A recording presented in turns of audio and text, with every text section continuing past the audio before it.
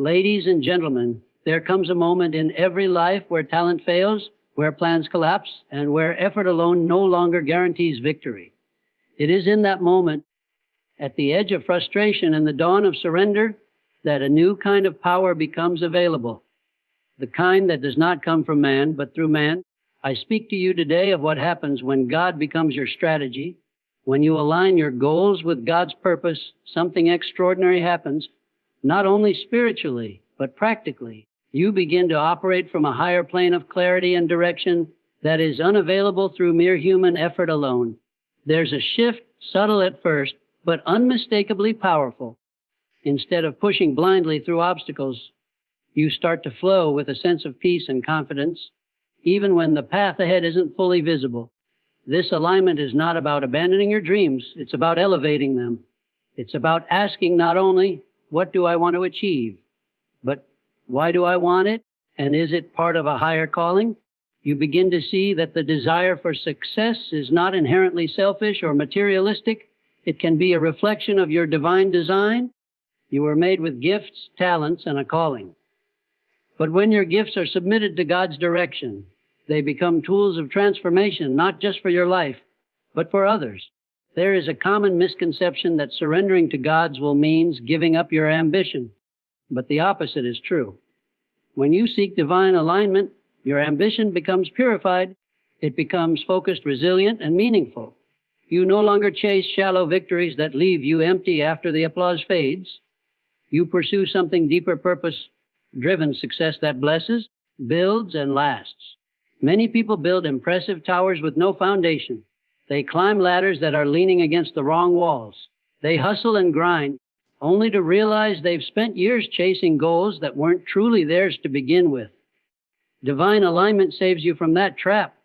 It reroutes you before time is wasted. It ensures your ladder leans against the wall of destiny, not ego.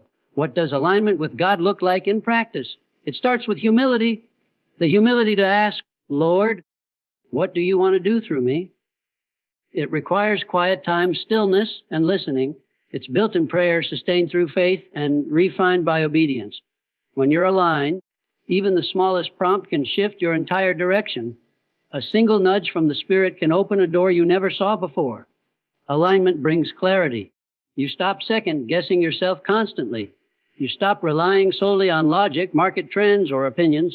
You listen for the whisper behind the noise, the voice that says, this is the way, walk in it. That voice may lead you where others are afraid to go, where risk is high and guarantees are few. But if God is guiding it, success becomes inevitable, even if the process is longer than expected. Let's not confuse divine alignment with ease.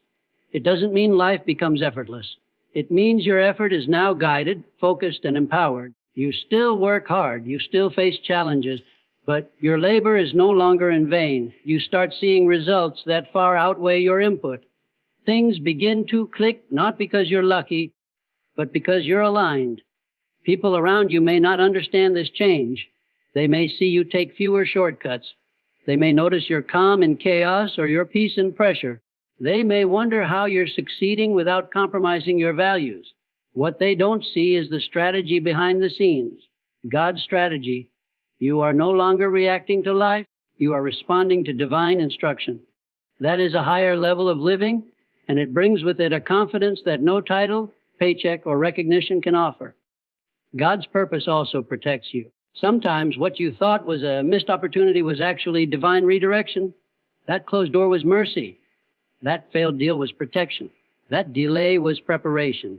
When you're aligned, you begin to trust these moments instead of fearing them. You stop trying to force what isn't flowing. You understand that what's for you will not pass you if you stay connected and obedient. There's also a multiplication effect that comes with alignment. One idea, blessed by God, can do more than 100 plans formed in anxiety.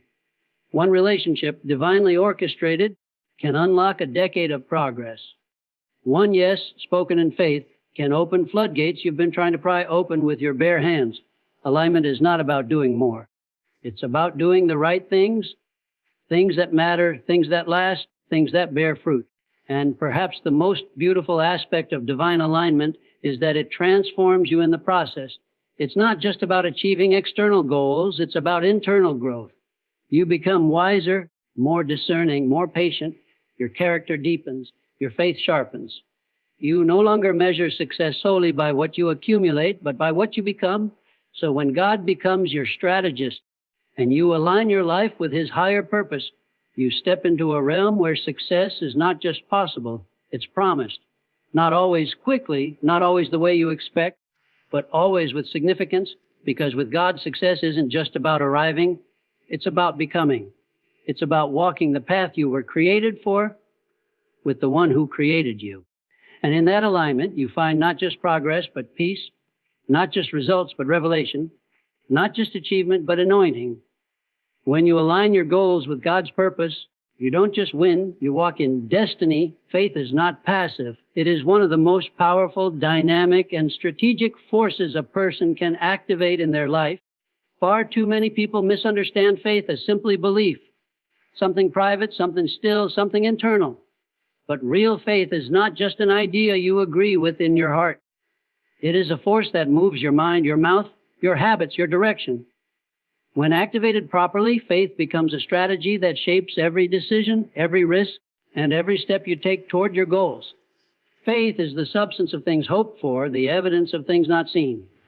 That means faith is not a vague hope or a feel-good emotion. It is substance. It is evidence. It has structure. It has weight. It is as real as any tool in your hand.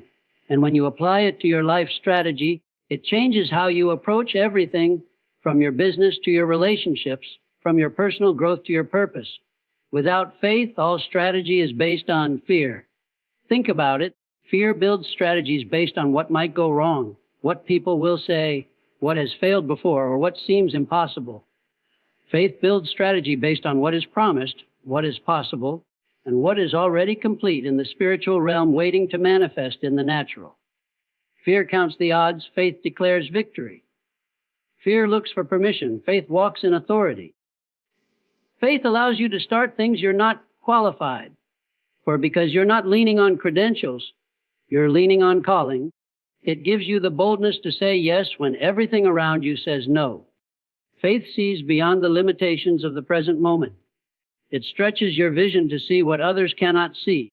While most people are building plans based on what's visible, faith builds based on what's inevitable. What God has already spoken, even if it hasn't yet shown up in the physical world. That is why faith is not passive. It is a bold, intentional, strategic weapon. It drives planning. It directs speech. It governs mindset. It fuels persistence. Faith is not just about praying and waiting. Faith acts. Faith prepares. Faith builds. Faith invests. Faith obeys before the full answer is revealed. When faith becomes your strategic foundation, you're not waiting for the perfect time to move. You're moving in obedience, trusting that the provision, the timing, and the people will meet you on the path, not before you move, but because you move. Look at every person who ever achieved something world-changing. At the root of their movement was belief. But belief alone wasn't enough. It was belief acted on. It was belief applied. Faith compelled them to take steps others weren't willing to take, to risk when it didn't make sense, to keep going when logic said stop. That's the essence of a strategic life built on faith. It's movement backed by heaven. Faith also rewires your internal dialogue. Instead of constantly rehearsing what could go wrong, you begin to confess what will go right. You stop partnering with worry and start partnering with truth. Your words shift. Your tone shifts. You stop speaking death over your destiny. You stop saying, I can't, I'm not ready, it's too late, and start declaring, I am called, I am equipped, God is with me. Strategic faith speaks before the evidence appears, and in doing so, it brings the evidence into being. This mindset shift will separate you from the masses. Most people live in a reactive loop. They wait for circumstances to align before they take action. Faith takes action so that circumstances must align. Faith says, I will sow before I see the harvest. Faith says, I will prepare the field before the rain comes. Faith says, I will build the ark even if I've never seen rain. This kind of thinking doesn't just set you apart. It elevates you. It puts you on a path few dare to walk, but many will wish they had once the fruit begins to grow. Faith also gives you endurance. When you build your life and strategy on faith, you are less shaken by delay. You are not destroyed by disappointment. You understand that God is not denying you, He's developing you. Strategic faith understands process. It doesn't crumble when progress is slow. It stays planted, knowing that the root must grow before the fruit appears. That's why people with real faith are often quiet in storms. They're not numb, they're anchored. They've already decided that the storm doesn't change the promise. Another way faith functions strategically is in its ability to cut through analysis paralysis. Many people stay stuck in the planning phase forever. They think they need one more confirmation, one more expert's opinion, one more guarantee. Faith is the voice that says, you already know what to do, now move. Faith doesn't ignore wisdom, but it refuses to bow to fear disguised as caution. It moves even when the next step is foggy. It understands that clarity comes with movement. This doesn't mean you become reckless. It means you become responsive. Faith-filled strategy is not wild guessing. It is targeted obedience. It is walking closely with God, hearing His voice, and building what He shows you, even if others can't see it yet. Faith becomes your GPS. When the path changes, you're not lost, you're led. Let's be clear, you will be tested. Faith doesn't remove resistance. It strengthens you to overcome it. You will face rejection. You will face silence. You will face closed doors. But faith doesn't interpret these moments as failure. It interprets them as redirection, refinement, preparation. A person whose life strategy is built on faith does not panic in the face of contradiction. They hold the vision steady, not because the facts support it, but because the truth sustains it. That's why faith must be built daily. It cannot be a one-time choice. It must be a constant discipline. Just as you exercise your body, you must exercise your belief. Through prayer, meditation, declaration, and action, you strengthen your faith muscles. You stop waiting for the absence of fear to act. You move through fear, carrying faith as your shield. You stop waiting for evidence to believe. You believe until the evidence appears. And when you live this way, people will notice. They'll see how you walk into rooms with authority, how you take risks without flinching, how you recover from setbacks without bitterness. They'll see results in your life that logic can't explain. But you'll know the truth. It wasn't just hard work or talent or timing. It was strategy backed by faith. Faith turned your dreams into a blueprint. Faith turned your words into seeds. Faith turned your waiting into becoming. This is the power of faith as a strategy. It's not just something you carry in your heart. It's something you use in your hands. It touches your thoughts, your speech, your actions, and your expectations. And when you truly commit to walking by faith, you enter a realm of possibility where miracles become normal and limits become lies. Faith is not passive. Faith is not optional. Faith is your strategy. And when you walk in it boldly, consistently, and with full trust, you no longer live at the mercy of the world. You live according to a higher law, and your life begins to reflect the power of the one who authored your purpose. Surrender is a word many people misunderstand. They hear it and think of weakness, defeat, or giving up control. But in the spiritual realm, surrender is not a step backward. It's a launch forward. It's not a lack of action. It's the most powerful action you can take when you decide to align your life with divine intelligence. When you make the choice to let go of your own limited strategies and submit your path to God's guidance, you aren't losing control. You're gaining clarity, peace, and supernatural strength. This is where true strategy begins, not in calculation, but in connection. Surrender is not passive resignation. It is intentional trust. It is when you say, I'm no longer depending solely on what I know, what I have, or what I can do. I'm inviting God's wisdom into the equation. When you surrender, you step into a flow that is not based on your own effort alone, but on divine orchestration. This doesn't mean you sit back and do nothing. It means everything you do from that point forward is directed, focused, and powered by God's insight, not your own fears or assumptions. Too many people make plans, build businesses, start relationships, and pursue goals based entirely on logic, pressure, or emotion. Then they wonder why things fall apart, why the stress never lifts, or why progress feels empty. They consult everything and everyone except God. But when you make God your strategist through surrender, You tap into a source of wisdom that sees around corners, anticipates every outcome, and arranges people and opportunities in ways your mind could never orchestrate. Surrender brings clarity, not because all the answers arrive immediately, but because your spirit quiets down enough to hear the right answers when they do. When you're clinging tightly to your own plans, you're often too distracted or anxious to recognize divine direction. But surrender creates space for revelation. It opens the door for ideas, insights, and solutions that flow from a higher place. Many people pray for guidance but never pause long enough to listen. Surrender says, I trust that God not only hears me, but He will respond, and when He does, I'll follow. There's a deep peace that comes with surrender, even in the midst of uncertainty. You stop striving to control every outcome. You stop overanalyzing every variable. You realize that your role is to obey, not to orchestrate. Your job is to prepare, not to predict.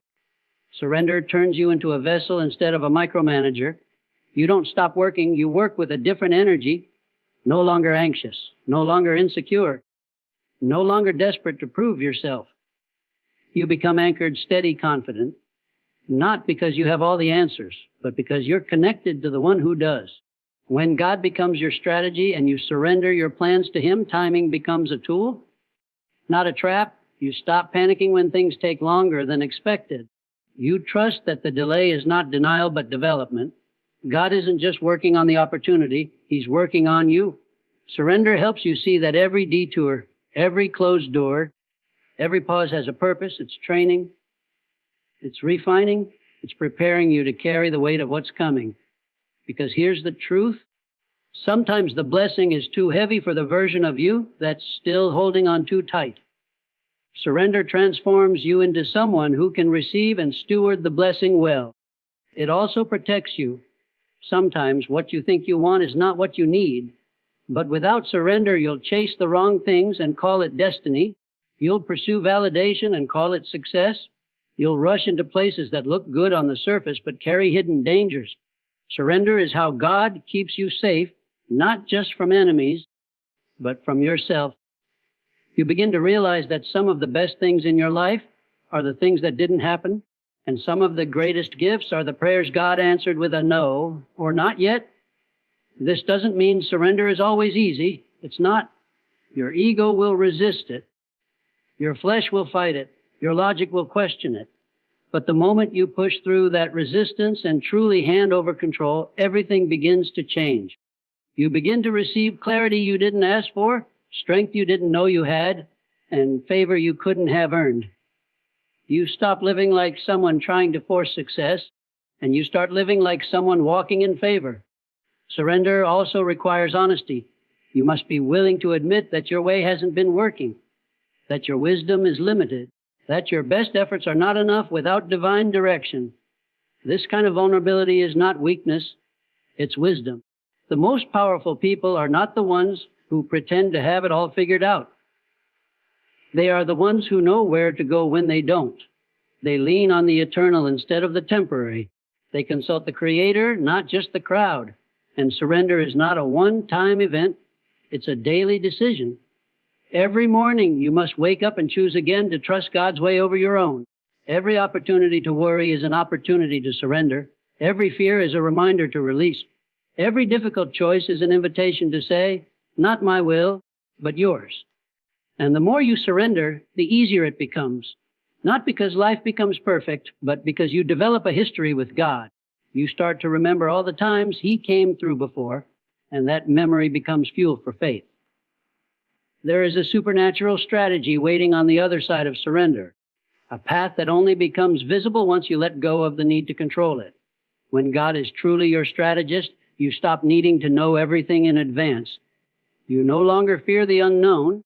You become comfortable with walking one step at a time, trusting that the next step will appear when it's time. This is not laziness. This is precision. You're no longer wasting time on things God never called you to do. You're only moving when and where He says to move. Eventually, you begin to see the fruit of this surrender. Doors open without manipulation. Relationships blossom without force. Ideas come that you didn't strive for. Solutions appear that seem too perfectly timed to be coincidence. And you realize This is the reward of surrender.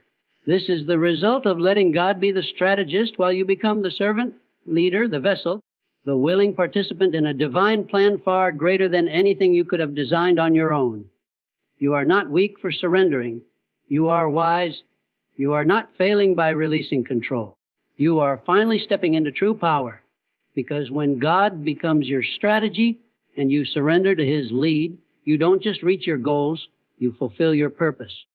You don't just chase success, you walk in destiny. And nothing, absolutely nothing, can stop the life of a person who has fully surrendered to the one who holds it all. When God becomes your strategy, you begin to understand success in a completely new way. It's no longer measured only by the world's yardstick, money, fame, status, power, or even influence. Those things may still be part of the journey, but they are no longer the foundation. True success is redefined. It becomes about impact, obedience, and purpose. It's about whether or not you fulfilled what you were created to do. When your success is based on divine assignment, not public applause, your life takes on a depth and richness that temporary rewards can never provide. This redefinition of success is essential because the world will try to mold you into chasing its version of winning. It will tempt you with comparisons, with the pressure to keep up, with the need to be seen. But God's definition of success is quiet, focused, and deeply personal. It is not about being first. It is about being faithful. It is not about being famous. It is about being fruitful. And when God becomes your strategy, you stop striving to impress and start committing to express His purpose through your life. In this divine strategy, success is obedience to your calling. It's not about how high you climb, but how aligned you are as you climb. A person who obeys a small assignment from God is more successful in His eyes than someone who builds an empire that He never told them to build. Because with God, the process matters just as much as the product. He's not just looking at what you do, but how you do it, why you do it, and whether you're doing it with Him. This shift liberates you. You no longer have to live by society's timeline. You stop judging your progress by someone else's highlights. You realize that you may be in a season of planting while others are in a season of harvest, and that doesn't make you behind. It makes you obedient. The person who is in sync with God's timing will ultimately experience a harvest that no one can take away because it was built on the right foundation. God's strategy doesn't rush, but it always arrives right on time. When success is redefined through God's lens, you also begin to value growth over appearance. You become less concerned with looking like you've made it and more focused on becoming the person who can sustain what you're building. You trade the pressure of perfection for the pursuit of purpose. And because your identity is rooted in who God says you are, you no longer need to manipulate outcomes or compete with others. You understand that your assignment is unique, and what's yours will come when you are ready to carry it. One of the greatest marks of this kind of success is peace. Real success includes rest. It includes balance. It includes spiritual, emotional, and mental well-being. You no longer sacrifice your health or your values just to achieve a goal. You don't burn yourself out trying to keep up an image. Instead, you operate from a place of wisdom. You protect your time. You guard your energy. You make decisions that may not always make sense to others, but are completely clear to your spirit. When your strategy is built around God, success also becomes sustainable. It's not built on manipulation, shortcuts, or compromise. It's built on truth, character, and divine favor. You stop chasing temporary wins that leave you feeling empty and start investing in eternal impact that fulfills you on every level. You begin to see your work, your relationships, your finances, and even your challenges as tools God is using to shape you and bless others through you. This divine view of success doesn't exclude ambition. It sanctifies it. Ambition isn't the problem. Misplaced ambition is. When your ambition is aligned with God's purpose, it becomes fuel for impact, not ego. You work with excellence because you represent something greater than yourself. You pursue mastery not for recognition, but for stewardship. You want to bring your best not because you're desperate for validation, but because you've been entrusted with a vision and you honor the one who gave it to you. Another important shift is how you define results. The world will always focus on numbers. How much, how fast, how big. But when God is your strategy, the unseen becomes just as important as the seen. You may not always be able to show a crowd the depth of your obedience or the strength of your endurance, but God sees it. And in His system, faithfulness is always rewarded, even if it's behind the scenes. Success becomes a matter of integrity, of quiet persistence, of staying the course when no one is clapping. You begin to understand that sometimes success looks like showing up every day with discipline when you'd rather quit. Sometimes it looks like forgiving someone who doesn't deserve it. Sometimes it looks like saying no to something good because it's not God. These are not small things. These are defining moments. Every act of obedience builds something eternal, even when it feels invisible. And when you live by this truth, your confidence deepens, not because everything is perfect, but because you know you're on the right path. Eventually, people will see the results. They'll see the doors that opened, the favor that surrounded you, the impact that grew. But more importantly, they'll sense something different. They'll see that you didn't just achieve something, you became someone. That's the greatest kind of success, the kind that transforms you in the process. When God is your strategist, you don't just build something, you become someone who can carry the weight of what was built. In this journey, legacy becomes more important than applause. You begin to ask, what will last after I'm gone? Not, how much noise can I make while I'm here? You invest in people. You lift others as you rise. You think generationally, not just transactionally. You build systems, ideas, and relationships that outlive you. You're no longer driven by the need to be known, but by the call to be effective. And that kind of success echoes in eternity. Most of all, you walk with peace. You know that you are in the will of God. You know that your steps are ordered. You know that your work is not in vain. Even when the road is difficult, you have an inner assurance that no paycheck title or accolade could ever give you. Because success is no longer a destination, it's a lifestyle. It's the result of a life lived in alignment with heaven. So when God becomes your strategy, redefine success. Refuse to let the world tell you what matters most. Refuse to measure your worth by numbers, likes, or followers. Choose to measure your life by obedience, impact, and legacy. Choose depth over display. Choose purpose over performance. Choose to live for something greater than yourself. That is success that cannot be shaken. That is success that satisfies. That is success that matters.